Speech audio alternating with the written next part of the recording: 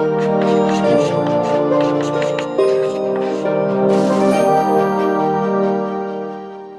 Friends, पिछले video में हम लोगों ने बात की थी कि लाला की जो कहानी थी उसको सुना था कि किस तरह से पैसे या मुद्रा का सृजन किस तरह से हो जाता है किसी भी अर्थव्यवस्था में, और हमें समझ में आया था कि तो हवा में उसने बना दिया है ना।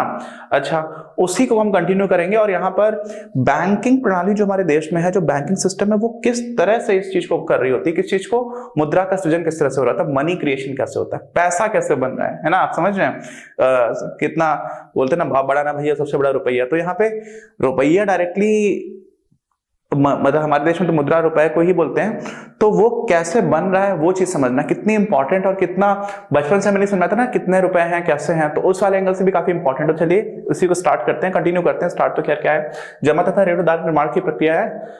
व्यावसायिक बैंक किसको बोलते हैं? उन फर्मों और व्यक्तियों, बैंक का काम क्या होता है मैंने आपको बताया था, पहले भी बताया था कि जिनके पास ज्यादा पैसा है उनसे पैसा ले लिया, और जिनको चाहिए पैसा उनको दे दिया। ये आपकी बैंक आ गई। तो बैंक एक तरह की क्या होती है, एक तरह का इंटरमीडियरी होता है, मझिया होता है ना। इंटरमीडियरी समझ रहे हैं, जो बीच में आपका एक तरह का वो बोल सकते हैं, इसको दलाल भी बोलते हैं कई बार, ठीक। तो फाइनेंशियल इंटरमीडियरी एक वित्तीय मध्यस्थता करने वाला इंस्टीट्यूशन है, फाइनेंशियल इंटरमीडियरी। कौन?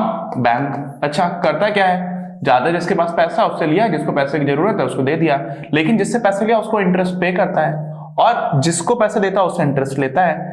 इसको मान लीजिए 5% पर इंटरेस्ट वापस दे रहा है, और जिसको लोन दे रखा है उसको 8% पे दे रखा है। तो ये जो 3% का जो बीच का आया, इसी को हम लोग बोलते हैं स्प्रेड। ये हम लोग बात कर चुके थे, वही चीज लिखी हुई है।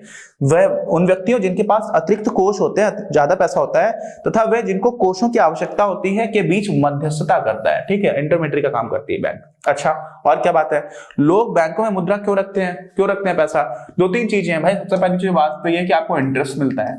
आप 1 लाख रुपए घर पे रखे हुए, 1 लाख रुपए आपने बैंक में रखा हुआ है, 3% का इंटरेस्ट भी मिल रहा है अगर, तो साल भर में आपको 3 रुपए तो 3000 रुपए तो मिल गया। घर पे रखा हुआ है तो कोई फायदा नहीं है। दूसरी चीज क्या है कि सुरक्षित ज्यादा होती है। क्या होता है? सेफ्टी। कहां पर? बैंक में।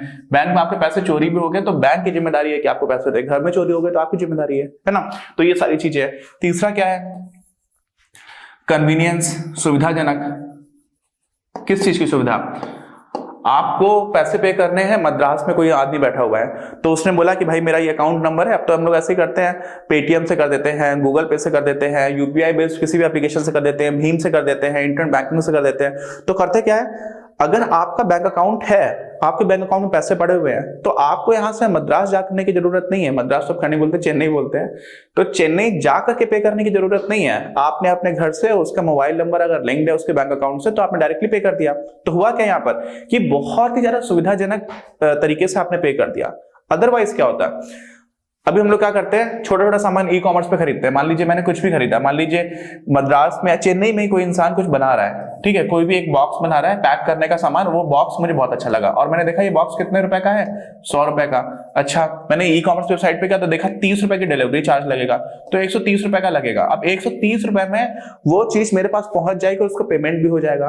अदरवाइज तो मैं उस इंसान से कभी खरीद ही नहीं पाता। क्यों? क्योंकि मैं सोचता भाई चेन्नई तक कि मुझे जानकारी नहीं है, एक तो ई कॉमर्स वेबसाइट मिल गई है, फिर वो चीज मुझे कैश में पेमेंट करनी है। हालांकि कैश ऑन डिलीवरी का ऑप्शन भी लोग देते हैं, लेकिन आप डायरेक्टली उसको पे नहीं कर रहे हो। तो ये एक पूरा मध्यस्थता का ग्रुप बना हुआ है। अगर आपके पास बैंक अकाउंट है, सामने वाले इंसान के पास भी बैंक अकाउंट है, तो बहुत ही इजीली एक दूसरे के पास ट्रांजेक्शन हो जाते हैं, जिसकी बहुत ज्यादा सुविधा मिलती है।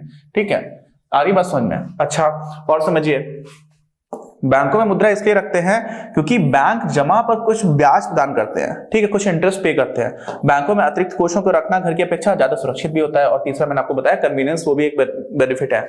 आधुनिक संदर्भ में मांग जमा लेन देन को चेक तथा डेबिट कार्ड के कारण अधिक सुविधाजनक एवं सुरक्षित बना देते हैं। ये भी वही चीज है जो मैंने आपको बताया था।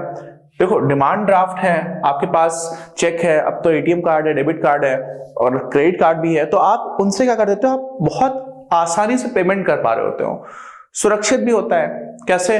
आपके पास, आप कहीं पर जा रहे हैं, होता ही है, ठीक है, मान लीजिए कहीं पर भी आप जा रहे हैं, किसी ने आपको चोरी चपाटी करना स्टार्ट किया तो उसने आपसे कहा जो भी पर्स में पैसे निकाल करके दो, आपने देखा 500-600 रुपए पड़ा हुआ था, आपने दे दिया।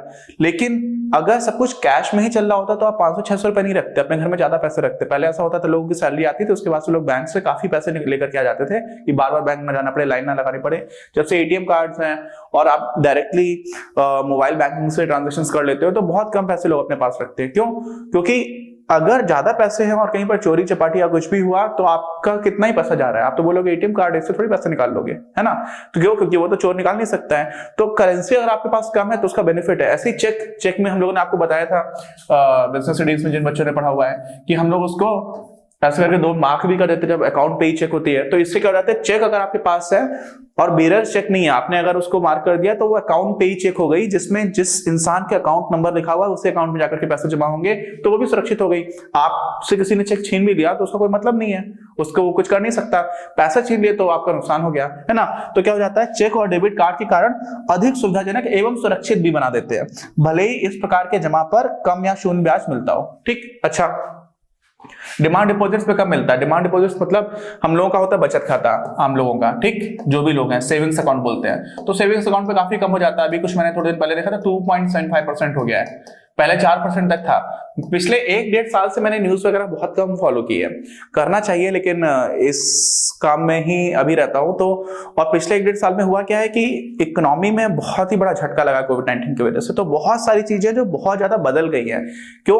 क्योंकि इकोनॉमिक ग्रोथ बहुत कम हो रही है, तो ग्रोथ को कैसे बढ़ाया जाए इसके लिए सरकार बहुत कोशिश कर रही है। तो इंटरेस्ट रेट्स बहुत कम कर दिए गए हैं, ठीक है। मैं जब था तो कुछ रेपो रेट 6%, 5.5% के आसपास चल रहा था, अभी 4% आ गया है, ये भी बहुत कम हो गया। पिछले वीडियो में मैंने पिछले से वीडियो में बताया था कि एसएलआर हम लोग बात करते थे तो मुझे 21% तक का याद था कि उस टाइम पर हुआ करता था, अभी 18% हो गया है। तो सारे ही रेट्स घटा दिए गए हैं। जब इंटरेस्ट रेट घटा रहे होते हैं तो क्या होता है, कम इंटरेस्ट रेट पर मनी सप्लाई बढ़ती है, और मनी सप्लाई अगर ज्यादा है तो ग्रोथ का भी उससे रिलेशन होता है। ज्यादा मनी सप्लाई है तो महंगाई भी बढ़ेगी, लेकिन ग्रोथ को भी पुश मिल रहा होता है।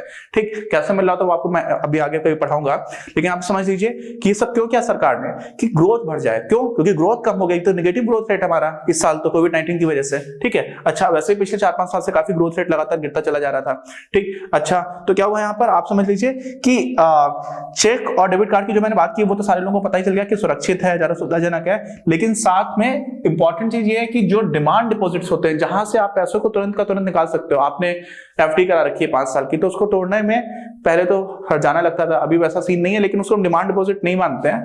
डिमांड डिपॉजिट क्या है, बचत खाता हो गया आपका। दूसरा क्या हो जाता है, चालू खाता। चालू खाता किसका होता है, जो बिजनेसेस होते हैं उनका चालू खाता होता है, इसको बोलते हैं करंट अकाउंट। तो करंट अकाउंट में आपको 0% का इंटरेस्ट रेट मिलता है, लेकिन सुविधाएं ज्यादा मिलती है। यहाँ पर 2.75% का इंटरेस्ट है, तो कोई बहुत ज्यादा इंटरेस्ट नहीं है, लेकिन आपको सुविधा बहुत मिल रही है ना, आप ये सारी चीजें कर पा रहे हो, आप चेक यूज कर पा रहे हो, आप डेबिट कार्ड यूज कर पा रहे हो, ठीक। अच्छा, तो ये सारी चीजें हो गई। अब समझिए, यह मानकर कि उनमें से प्रत्येक व्यक्ति जिसने बैंक में पैसे जमा कर दिए हैं, एक ही समय में सारे लोग अपने पैसे को निकालने आएंगे नहीं, जैसे कि लाला के केस में था, याद करिए पिछले वीडियो में, ठीक। बैंक इन कोषों का मतलब जो बैंक के पास पैसा है, कोष मतलब रिजर्व, जो पैसे हैं, किसी अन्य व्यक्ति को जिसको कोषों की आवश्यकता है, जिसको पैसे की आवश्यकता है, उसको ब्याज पर दे सकता है। नॉर्मली ऐसा होता ही है। स्वाभाविक है कि बैंकों को यह भी सुनिश्चित करना पड़ेगा कि उधार लेने वालों से उनको समय पर उधार जो पैसा दिया था वो वापस मिल जाएगा। क्यों? क्योंकि बैंक ने जो पैसा लेकर के आई है वो बैंक का खुद का पैसा तो है नहीं, लोगों का पैसा है। अब बैंक ने मन मर्जी से लोगों को उधार बांट दिया, ऐसे लोगों को उधार बांट दिया जो पैसे वापस ना कर पाए, तो जिन लोगों से पैसा लिया था उनके तो पैसे डूबने का खतरा बन जाएगा। हालांकि ऐसा होता नहीं, क्योंकि पूरी बैंकिंग सिस्टम के लिए काफी खतरनाक हो जाता है, लेकिन फिर भी हमारे देश में कुछ कोऑपरेटिव बैंक्स रही हैं। अभी यस बैंक में भी इस तरह की चीजें हुई थी। यस बैंक ने बहुत बड़ी बड़ी कंपनीज को पैसा बांटा और उनमें से बहुत सारी बड़ी बड़ी कंपनीज पैसा नहीं वापस कर पाई क्योंकि उनको प्रॉफिट नहीं हुआ। तो यस बैंक में काफी ज्यादा नुकसान हो गया था लोगों को, ठीक। फिर क्या हुआ, मतलब वापस में एसबीआई आ गई और आरबीआई के निर्देश पर एसबीआई ने बहुत बड़ी शेयर होल्डिंग खरीद ली। तो जिन लोगों ने पैसे जमा किए तो उनके पैसे नहीं डूबे, लेकिन यस बैंक में जो भी इन्वेस्टर्स थे उन लोगों को काफी नुकसान हुआ। अच्छा, जिनके पास शेयर्स थे यस बैंक के, तो हुआ क्या कि आप जब पैसे देते हो आगे वाले को, तो आपको यह भी सुनिश्चित करना होता है कि इससे पैसा वापस मिल जाएगा या नहीं मिलेगा। आ रही बात समझ में? तो किससे सुनिश्चित करना पड़ता है, जिन लोगों को आपने पैसे दिए हैं, ठीक। अच्छा, तो वही चीज लिखी हुई है। स्वाभाविक है कि बैंकों को यह भी सुनिश्चित करना पड़ता है कि उधार लेने वालों से उनको मतलब किसको, बैंक को समय पर धन वापस मिल जाए या नहीं मिलेगा। अच्छा, और देखिए, इसलिए बैंक आमतौर पर जमाकर्ताओं को उनके मांगे जाने पर पैसों को चुकाने के लिए कोषों के एक हिस्से को बनाए रखते हैं। क्या करते हैं, लोगों ने सब मिलाकर के पैसा जमा कर दिया बैंक में 1000 करोड़। ठीक है, बैंक को लग रहा है सारे लोग तो एक साथ मांगने आएंगे नहीं, तो कुछ पैसा ऐसा होगा, मान लेते हैं अभी के लिए कि 50 करोड़ बैंक हमेशा अपने पास रखती है कि कोई मांगने आ गया तो उसको पैसे तुरंत दे दो। क्यों? क्योंकि लोगों को तो ये पता होना चाहिए कि हम जब मांगने जाएंगे हमें तुरंत का तुरंत पैसा मिल जाएगा। आ रही बात समझ में? अच्छा, और शेष को उधार पर दे देते हैं। तो जब शेष को उधार पर दिया जाता है उसी से हमारा क्या हो रहा होता है, एक तरह से मनी क्रिएशन, जो मुद्रा है वो बन रही होती है। और आप समझिए कि बैंक का तो मेन बिजनेस क्या है, जितना ज्यादा लोन बांट दो।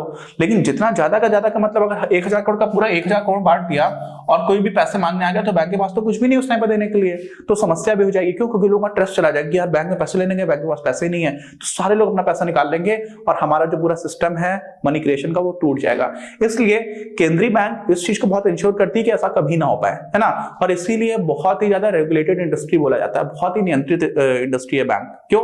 पैसे का काम है एक तो, और वो भी दूसरे लोगों का पैसा है। ठीक, आप दूसरे लोगों के पैसे को मैनेज कर रहे हो, बैंक, पूरा बैंकिंग सेक्टर इस तरह से काम करता है। लेकिन लोग जब बैंक में पैसा जमा करते हैं तो उससे मनी क्रिएशन हो रहा होता है, बहुत सारे बेनिफिट्स है, इसलिए सरकार कोशिश करती है कि फाइनेंशियल इंक्लूजन भी हो जाए, है ना। तो ये सारी चीजें हम लोगों ने देखी थी। अब 50 करोड़ रखा जाए बैंक के द्वारा या 100 करोड़ रखा जाए, ये बड़ा प्रश्न है। अब 100 करोड़ अगर रखा बैंक ने तो 1000 में से 100 घटा दोगे तो कितना बचा? 900 करोड़। तो बैंक 900 करोड़ रुपए ही लोन में बांट सकती है। अगर आपने 50 करोड़ रखा तो आप 950 करोड़ बांट सकते हो। अब बैंक चलाने वाले लोगों को क्या लगता है? उनको तो लगता है कि भाई जितना ज्यादा से ज्यादा लोन बांट दो उतना ज्यादा पैसा मिलेगा। क्यों? क्योंकि लोन ही तो उनको फायदा देता है। लोन ज्यादा इंटरेस्ट से बांटते हैं, डिपॉजिट्स जो होते हैं जिनके पास जमा होता है उस पर भी ब्याज देते हैं, लेकिन वो ब्याज का अंतर स्प्रेड होता है, उसी से तो उनको मुनाफा हो रहा होता है। तो वो कितना होना चाहिए ये कौन निर्धारित करेगा? ये बैंक खुद से निर्धारित करेगी या कोई और होगा? तो यहां पर आ जाती है हमारी आरबीआई, केंद्रीय बैंक। केंद्रीय बैंक निर्धारित करती है अलग अलग तरह से, वो क्या क्या चीज होती है उसको हम लोग देखेंगे अभी, कि आप कितना पैसा आपको हमेशा रखना चाहिए अपने पास। ठीक, क्यों? क्योंकि लोग जब वापस मांगने आए तो आपके पास पैसे हों, है ना। लोग ज्यादा भी मांगने आ सकते हैं तो फिर आरबीआई उसको मैनेज करवा देती है, लेकिन आपके पास कम से कम इतना होना ही चाहिए, ये इसकी वैधानिक अनिवार्यता है। और अगर आप उस वैधानिक अनिवार्यता को उल्लंघन करते हो तो फिर आपके ऊपर फाइन पड़ता है। ज्यादा बार उल्लंघन होता है तो आपका बैंकिंग लाइसेंस भी कैंसिल किया जा सकता है। हालांकि देश ऐसा होता नहीं कि सारे बैंक इस चीज को मानते हैं। अच्छा, फिर क्या हुआ? चूंकि बैंकों की आमदनी का मुख्य स्रोत दिए गए ऋण से कमाए जाने वाला ब्याज है, इसीलिए कोई भी बैंक जितनी अधिकतम संभावित राशि है, जितना ज्यादा पैसा डाल सकते हैं, दे सकते हैं लोन पर, वो देने की कोशिश करते हैं। ठीक है, दे देता है। लेकिन इसी में क्या हो जाता है? मांग पर जमाकर्ताओं को चुकाने में सक्षम होना। क्या लिखा हुआ है? मांग पर। जब भी मैंने बैंक में पैसा जमा किया है और जब भी मैं मांगने जा रहा हूं, मैं जमा करता हूं, और जब मैं मांगने गया तो बैंक से जब मैंने मांगा तो भाई वो तुरंत मुझे पैसा दे।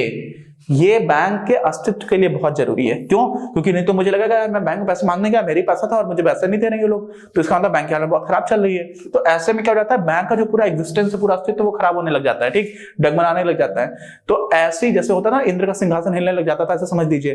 तो यहां पर इंद्र का सिंहासन, बैंक हिलना तब स्टार्ट कर देती है जैसे ही आपको पता चला कि बैंक की हालत खराब हो रही है। और वो कब लगेगा? जो आप पैसे मांगने गए, आप नहीं जमा किए गए पैसे और वो नहीं मिले। तो इसलिए ऐसा होना ही नहीं चाहिए। पूरी बैंकिंग प्रणाली के लिए भी क्या लिखा हुआ है? एक ही बैंक के लिए नहीं होता, सारी बैंक्स के लिए होता है। यार मान लीजिए आईसीआईसीआई बैंक में ऐसा हुआ, उदाहरण के तौर पर, कोई नाराज होने की बात नहीं है, ठीक है, सिर्फ एजुकेशनल पर्पसेस से बात कर रहा हूं कि आईसीआईसीआई बैंक में आप पैसे निकाल लेंगे, आपको पैसे नहीं मिल पा रहे हैं। फिर लोगों को लगेगा यार मेरा तो एचडीएफसी में जमा है, हो सकता है वहां पर भी ना मिल रहा हो, मेरा तो एसबीआई में जमा, वहां पर भी ना मिल रहा हो। सारे लोग अगर पैसा निकालने लग जाएंगे बैंक से तो हमारा जो पूरा सिस्टम है वो टूट जाएगा। इसीलिए पूरी की पूरी बैंकिंग प्रणाली के लिए भी काफी क्या हो जाता है? रिस्की होता है उनके एग्जिस्टेंस के लिए। इसीलिए कोई भी, इसीलिए आरबीआई जो है, आरबीआई का काम क्या है कि बैंकिंग सिस्टम चलता रहे।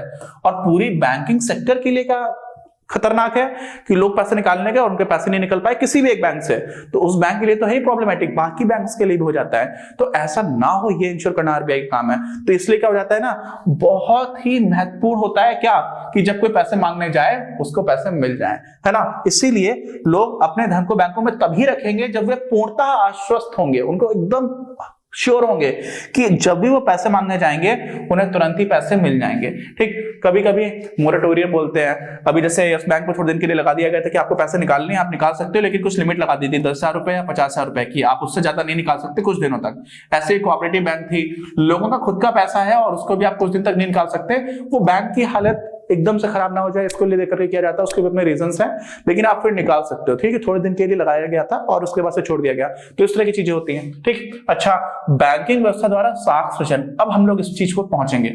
अब इसमें भी बैलेंस शीट का एक कॉन्सेप्ट होता है, बहुत ही बेसिक कॉन्सेप्ट है।